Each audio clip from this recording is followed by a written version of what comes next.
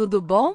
Seja bem-vindo ao 24º dia de março em nosso propósito diário. Vamos continuar em conhecer e relembrar a palavra de Deus para a edificação de nossos dias. 1 Samuel capítulo 3.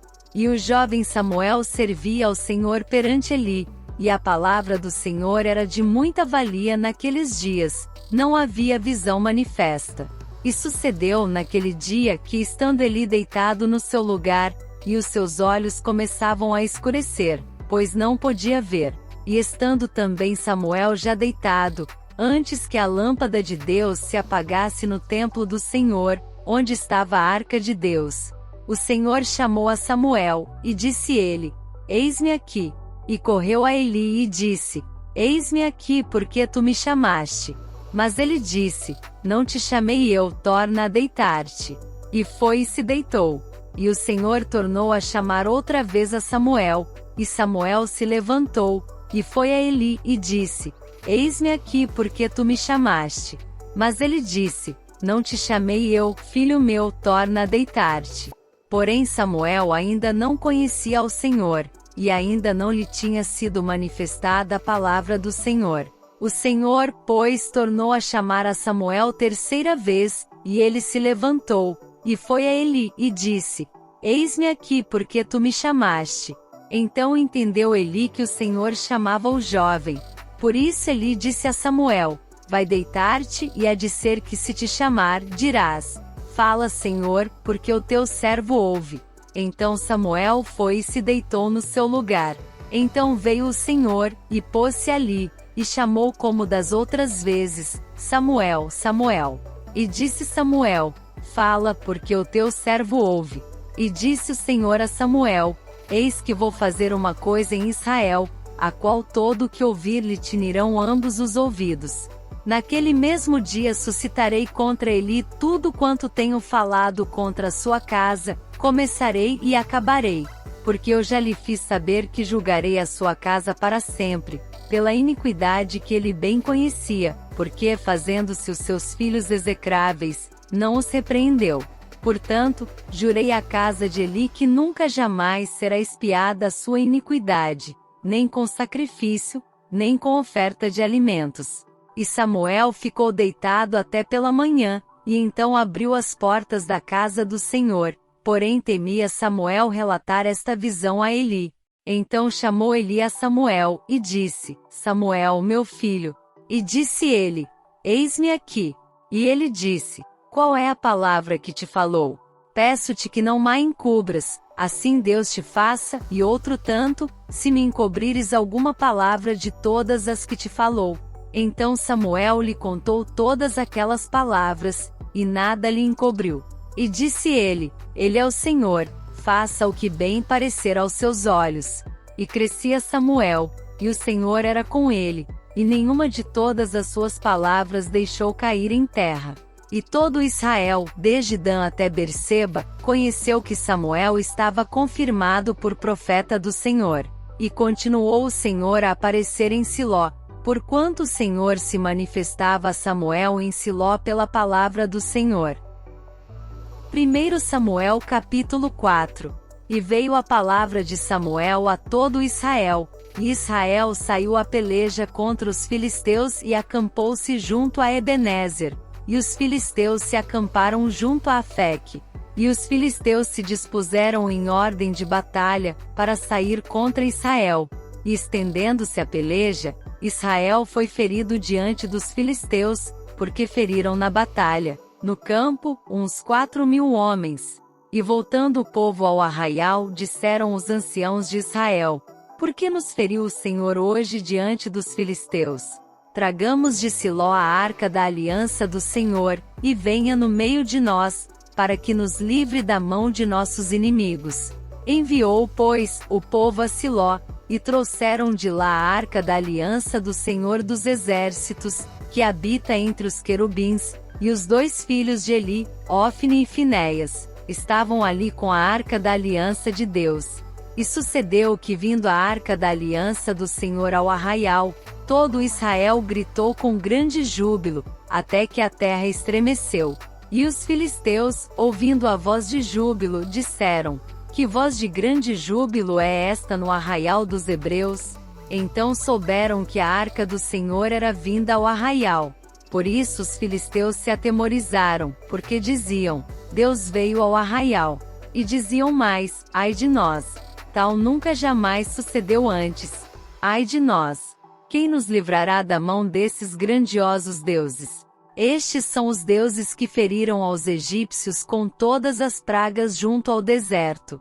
Esforçai-vos e sede homens, ó filisteus, para que porventura não venhais a servir aos hebreus, como eles serviram a vós. Sede, pois, homens, e pelejai. Então pelejaram os filisteus, e Israel foi ferido, fugindo cada um para sua tenda. E foi tão grande o estrago, que caíram de Israel 30.000 homens de pé. E foi tomada a arca de Deus, e os 2 filhos de Eli, Ofni e Finéias, morreram. Então correu da batalha um homem de Benjamim, e chegou no mesmo dia a Siló, e trazia as vestes rotas, e terra sobre a cabeça. E chegando ele, eis que Eli estava sentado numa cadeira, olhando para o caminho, porquanto seu coração estava tremendo pela arca de Deus. Entrando, pois, aquele homem a anunciar isto na cidade, toda a cidade gritou. E Eli, ouvindo os gritos, disse: Que alvoroço é esse? Então chegou aquele homem apressadamente, e veio, e o anunciou a Eli. E era Eli da idade de 98 anos, e estavam os seus olhos tão escurecidos, que já não podia ver. E disse aquele homem a Eli: Eu sou que venho da batalha, porque eu fugi hoje da batalha. E disse ele: Que coisa sucedeu, filho meu? Então respondeu o que trazia as notícias e disse: Israel fugiu de diante dos filisteus, e houve também grande matança entre o povo. E além disso também teus 2 filhos, Ofni e Finéias, morreram, e a arca de Deus foi tomada. E sucedeu que, fazendo ele menção da arca de Deus, ele caiu da cadeira para trás, ao lado da porta, e quebrou-se-lhe o pescoço e morreu, porquanto o homem era velho e pesado, e tinha ele julgado Israel 40 anos. E estando sua nora, a mulher de Finéias, grávida, e próxima ao parto, e ouvindo estas notícias, de que a arca de Deus era tomada, e de que seu sogro e seu marido morreram, encurvou-se e deu à luz, porquanto as dores lhe sobrevieram. E ao tempo em que ia morrendo, disseram as mulheres que estavam com ela: Não temas, pois deste à luz um filho. Ela porém não respondeu, nem fez caso disso. E chamou ao menino Icabode, dizendo: De Israel se foi a glória, porque a arca de Deus foi tomada, e por causa de seu sogro e de seu marido. E disse: De Israel a glória é levada presa, pois é tomada a arca de Deus. 1 Samuel capítulo 5. Os filisteus, pois, tomaram a arca de Deus e a trouxeram de Ebenezer a Asdod. Tomaram os filisteus a arca de Deus, e a colocaram na casa de Dagom, e a puseram junto a Dagom. Levantando-se porém de madrugada no dia seguinte, os de Asdod, eis que Dagom estava caído com o rosto em terra, diante da arca do Senhor, e tomaram a Dagom, e tornaram a pô-lo no seu lugar. E levantando-se de madrugada no dia seguinte pela manhã, eis que Dagom jazia caído com o rosto em terra diante da arca do Senhor, e a cabeça de Dagom, e ambas as palmas das suas mãos estavam cortadas sobre o limiar. Somente o tronco ficou a Dagom. Por isso nem os sacerdotes de Dagom, nem nenhum de todos os que entram na casa de Dagom pisam o limiar de Dagom em Asdod, até ao dia de hoje. Porém a mão do Senhor se agravou sobre os de Asdod, e os assolou, e os feriu com hemorroidas, em Asdod e nos seus termos.